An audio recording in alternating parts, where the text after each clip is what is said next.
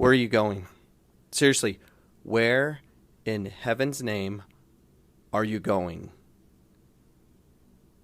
When you get the ball inside the 18-yard box, why is there a sudden panic? For all you soccer players of any level, if you get the ball inside the 18-yard box and it becomes panic time and you must get out of there and go backwards, what is wrong with you? Well, I already know what's wrong with you. I see it time and time again. It's just so confusing. Why would you get out of there? The reason you get out of there is because you're scared to have the ball. So I was having a conversation about the 96 Hammer team I used to coach. I got these girls, and I have the mindset of if I'm going to coach something, I don't want to win a tournament or win state. I want to win nationals. So I'm trying to prepare the kids to win nationals. That is it. And the only way I can take an average group of girls, yes, average, to compete against Division I athletic monsters is to get them comfortable around the ball by just manipulating it nonstop until they know not to give the ball away, freaked out, especially when they're in the attacking third and going back. I have rules in place. We get in the attacking third. You're not coming back. Stay in there. It's called a field position. You finally got the advantage of being in the attacking third, and then you're like, let's get out. I just don't get it. So I would take the 96 girls, and I would have them dribble 4 days a week. 5 days a week if I could. And that's all we did. And parents were like, when are you going to do conditioning? When are you going to do tactics? I'm like, as soon as they're not scared to have the ball. So they better train at home because I'm not stopped doing this. And it was a constant conversation. And sometimes I gave in and changed it up. And it just made me sick. I'm like, what's the point? What's the point? It's kind of like be the best team in the country. Try to do the impossible. But it requires technique. And the good thing I did by doing that is I developed a lot of players that ended up playing Division I all over the U.S. with a team that was considered a non-top flight team. We weren't state league. We were Open Cup and state league, second division, flight 2, and got to flight 1 and almost made it to state league flight or Division I, whatever, all these stupid divisions. But I produced probably more players than all of them because I just kept dribbling. Because that's all that matters. Because when you get to the next level, you can't panic with the ball. So I see it time and time again. These Division I athletes, especially on the women's side, that just can't handle the ball. Because in the women's game, in the girls' game, working on technique is just not a priority. No one wants to do it because they have to win. It's a real problem. If you don't think it's a problem, you're absolutely crazy. Anyone can learn technique. So everyone that can hear the words coming out of my mouth from my podcast, I'm telling you right now, you have to take ownership over your technique because guess what? The clubs that you're paying thousands of dollars for aren't going to show you. You know what they're going to do? They're going to tell you're going to get all these paid coaches.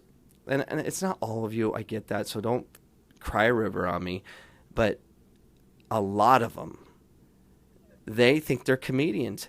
They will tell jokes on the sideline. They'll talk to the parents and try to gain relationships with moms and try to sleep with them. They will do these horrific things. Not everybody, but there's a percentage of you that are disgusting. And you're all about making relationships, about hanging out, having drinking buddies, and designing your life around having fun. I don't consider that fun. You know what I consider fun? Hard work ethic and trying to do the impossible. Like take an average player and make them great. Take a great player and make them professional. I mean, that is what I enjoy. Yes, I'm different. Whatever.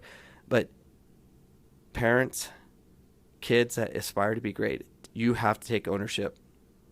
You have to take ownership over your technique. You need to. You can't ever be in a position where you're scared to have the ball. Because if you are, you can't play. You can't go to the next level. It comes to an end. I experienced it. My career came to an end because I had a lack of technique, and it's bothered me for a lifetime. So I always worked hard to get it, to make sure my kids and anyone that's affiliated with me understands that there is a way out. There is an opportunity of learning. It doesn't matter about size. Technique matters. You can find a way. So when you get the ball in the 18, what are you going to do? Do you know there's space behind? Do you know they're stepping up and they're creating an offsides line? And all you have to do is pull off one move, one bait move. If you could receive the ball, spin one way, spin another, chip the ball up through those extending legs, and you have this whole space behind. Are you thinking at all? I know what I do. I get the ball immediately and do the simplest move I know how. I would spin away from pressure in a tight space, pull the ball back, roll and go, and I'd be beyond the all 20 players, my team, their team, and then I would have a better opportunity. I could create a penalty kick. I can create a goal-scoring opportunity. At least I'm going forward, not backwards. There's so many things you can do, but if you don't have the understanding of the ball being won with you, you're not going to be in that situation. So I'm telling you, players, parents, take ownership over your development. Think, what would you do? Because coaches aren't going to tell you. Your club coaches aren't going to tell you. You know what they're going to do? They're going to tell funny jokes with an accent. And everyone's going to laugh. No one cares. Okay, there's nothing wrong with that environment except for those sleaze bags that try to sleep with moms. You're disgusting. Stay away. Not a fan of you. But you need to find a way to develop your game in such a way that you have the ownership. You don't need a coach to tell you what to do. Okay, you have a coach. I'll give you a system. Work outside the system that you can be effective for your team. Okay, if you're a backline player and your focus is very simplistic, you have to put yourself in a position. What would you do if you had to get out of pressure? If you actually made an overlapping run and you got into the attack, what would you do? You have to be prepared for that. You have to be an attacking player. If you think just being big, strong, fast, and playing the back line, you're not responsible for improving your technique, you're misguided, you're wrong, and it's going to come to an end. I'm telling you, it's going to come to an end. Work on your technique, and you're running out of time. You're absolutely running out of time. I like using the Kobe Bryant math formula. I tell people time and time again, I tell them this over and over, and luckily I'm having a little bit of success right now with Phoenix College convincing my gray shirts and red shirts to put in the time, and they're training 5 days a week. I put on Facebook Live. You can watch it. We'll be training today, 5 days a week at 10 a.m. During our season, but they're training to get better and prepare themselves so next year they can make an impact. They're running out of time. They got like 300 days left till season. That's not long. So they have to train 5 days a week, minimum, and then add multiple times. So back to the Kobe Bryant math formula. Kobe Bryant understood that his competition, so the NBA players, don't quote me on time, but I'm pretty close as far as, consistency of what he does. 5 days a week, trains for, the teams train 10 hours, factoring 2 hours a day. 5 days a week. That's what they're playing. So he would show up and train 2 hours before practice and 2 hours after practice, gaining 4 hours on his competition every day. And so after a week, he would have 20 plus hours over his competition. And then after 2 weeks, 40 plus, and then 60, then 80 plus hours after a month. And then after 6 months, he would be so far ahead of the competition, they would never catch him. That's the mindset you have to have. You have to work on your technique every moment that you can, because you're going to run in a situation that you have to get out of. Are you prepared for that?